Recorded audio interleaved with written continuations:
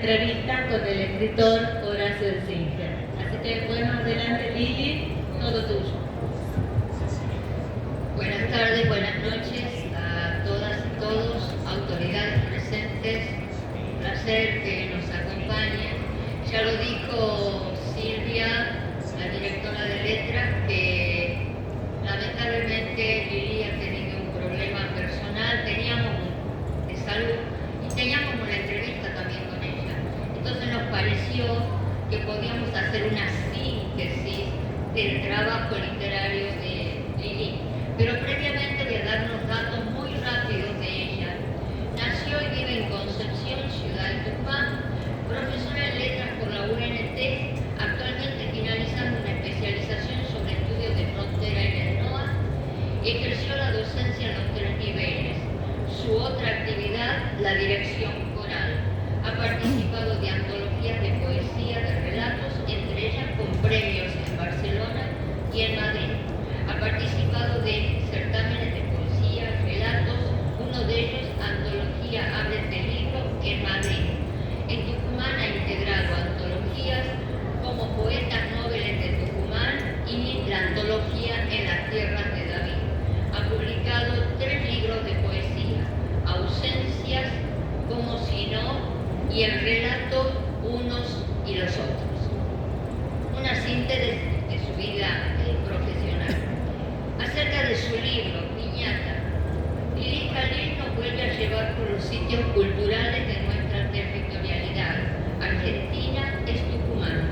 La región se acopla localizada en algunas creencias populares, modos de hablar y de decir la vida diaria.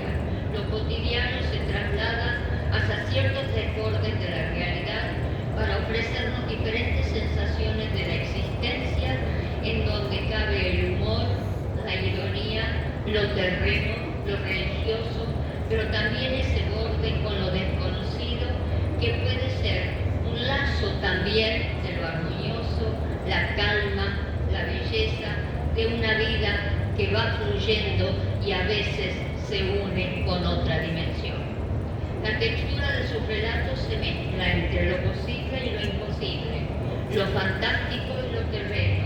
La autora nos hace convivir con lo cotidiano, en donde desenmascara prácticas, comportamientos con un grado de humor, mediante un mirar hacia adentro de ese mundo y sonreír con ciertos personajes propios del pueblo, a través de lo que la realidad nos nutre y nos da verosimilitud. Pero también se escapa hacia otros lugares, donde el verosímil, lo real, conjugan con una serie de elementos un tanto raros, bordados de ingenua fantasía y luminosidad, como en una piñata. Tal es el título, una piñata que tiene elementos dispares y diversos.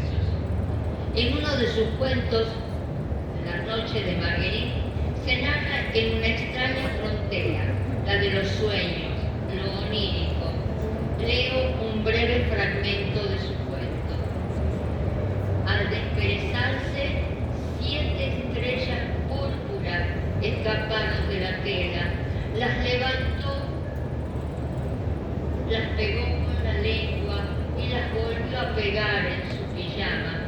Salió al patio trasero todavía medio dormida, y enseguida advirtió que en esa noche había 2 lunas y que cada objeto echaba 2 sombras, menos el naranjo, que estaba en flor, anegaba el cantero de su propia luz lechosa, mofándose de las sombras gemelas. Fin de cita. En las narrativas del paraíso, otro de sus cuentos, es imposible no reír ante la desacralización de las posturas frente a la iglesia, ante un muerto equivocado que se desplaza de un lado a otro para obtener el legado sagrado del mundo cristiano, con una tendencia a la ridiculización y al bien construido humor en la historia. Cito un trozo. En el pueblo nunca supimos si fue resbalón o fue salto, pero que don Benicio Chepes cayó del puente y se partió la crisma, de eso no hay duda. Y ahí se armó el problema, porque el cura Vázquez, que ya estaba viejito y bastante chocho, se le puso en la cabeza que no iba a permitir el entierro de un suicidio en tierra consagrada. La viuda de Don Chepes, que no creía en el diagnóstico del suicidio, tomó la decisión en un periquete esa misma noche, con la ayuda de los brazos piadosos de sus hermanos y una furgoneta, trasladó al camposanto el cuerpo del amadísimo muerto. Para hacerle lugar, sin despertar sospechas, arrancó de su inmerecido descanso a quien en vida fuera su anterior marido, un cavernario libidinoso y golpeador, y canjeó los finados con todo éxito. Cada esposo quedó donde se merecía. El bueno en suelo sagrado, el malo en el campo detrás de la rosera, que como sabe todo el pueblo, es tierra non santa. Fin de la cita. Bueno, tiene otros cuentos como oficios posmodernos. La cultura oral y popular tiene presencia y allí la narración se construye entre mitos y prácticas que irrumpen la tradición. Cito un ejemplo. Paseadores de perro había montones en la ciudad, así que el oficio no le estaba rindiendo económicamente. Por aproximación, eligió uno análogo y empezó con el paseador de pájaros. Éxito rotundo. En su mejor temporada llegó a una clientela de 44 animalitos a su cargo. Las jaulas de todo el barrio se vaciaban 2 y 3 veces por semana, según fuera el contrato de cada caso, para que sus habitantes salieran a pasear por los aires, disponibles en las 100 manzanas circundantes, un lujo al que las aves se habituaron a tal punto que muchas de ellas habían aprendido a meter solas las cabecitas en los collarejos de raso. Podemos decir entonces, para sintetizar, que hay presencia de mutaciones en el libro de Lili. Hay una posible convivencia fabulosa del mundo humano con el mundo animal, simbolizando en una posible interpretación no la contienda con la naturaleza, sino la confabulación de vidas de estos mundos, donde lo humano es quien debería contaminarse de la riqueza de la naturaleza y no a la inversa.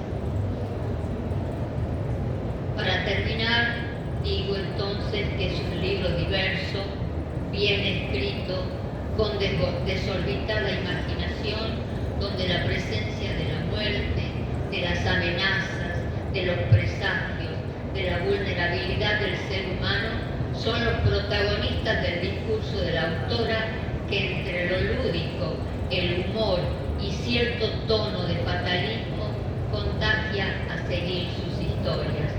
En la piñata suele haber caramelos dulces, otros no tanto, algunos son agrios, sorpresas pequeñas y agradables y otras que los chicos rechazan.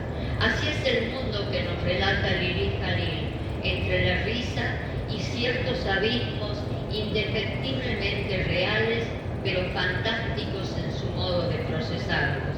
Una escritura en la frontera entre los bordes y lo fantástico. Felicitaciones por este libro.